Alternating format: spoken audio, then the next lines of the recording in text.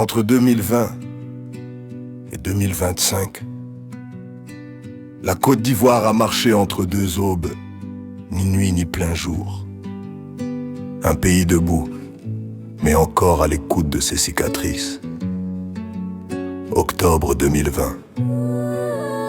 Les urnes parlent, les rues répondent. Troisième mandat. Le peuple murmure encore. Des cris montent, des balles répondent. 100 morts, peut-être plus.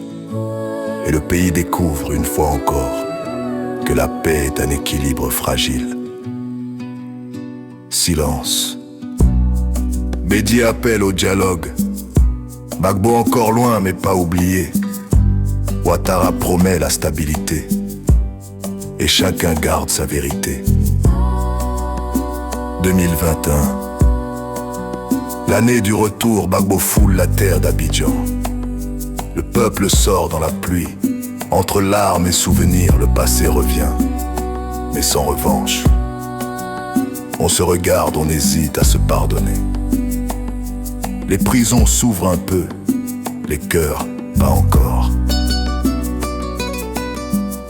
2022, les jeunes rêvent d'Europe ou d'un micro, d'un ballon, d'un buzz. Les rues d'Abobo battent au rythme du zouglou et du rap. Didi B suspect 95-15 Kaoulou. La nouvelle voix d'une génération qui a troqué la colère pour la créativité. Sur les chantiers d'Abidjan, les grues dansent comme des prières. Le pont de Cocody s'élève. La lagune se maquille de verre et de béton. Les chiffres économiques brillent, mais les ventres attendent. On parle de croissance, mais les marchés sentent encore la sueur de la survie. 2023, le cacao grimpe, les prix aussi. L'État parle de souveraineté, mais les jeunes parlent d'émigration. Le rêve, lui, s'écrit souvent en euros. 2024, les partis se préparent déjà.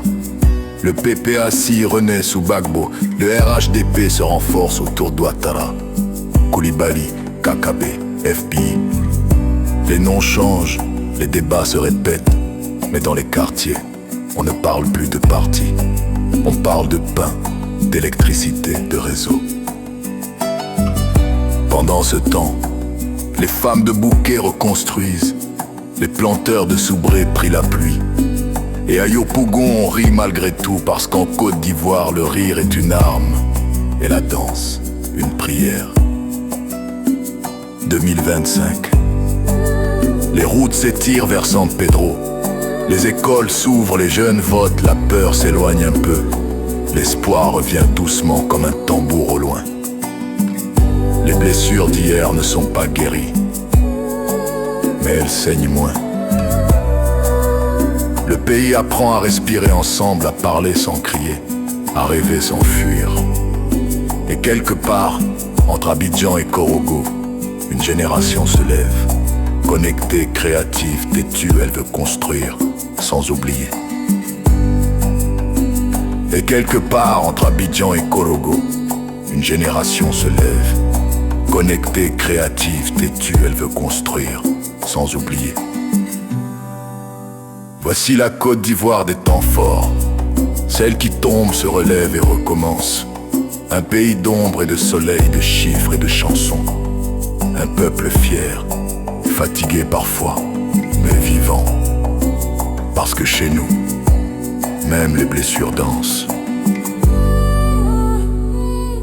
La Côte d'Ivoire ne se cherche plus. Elle se réinvente.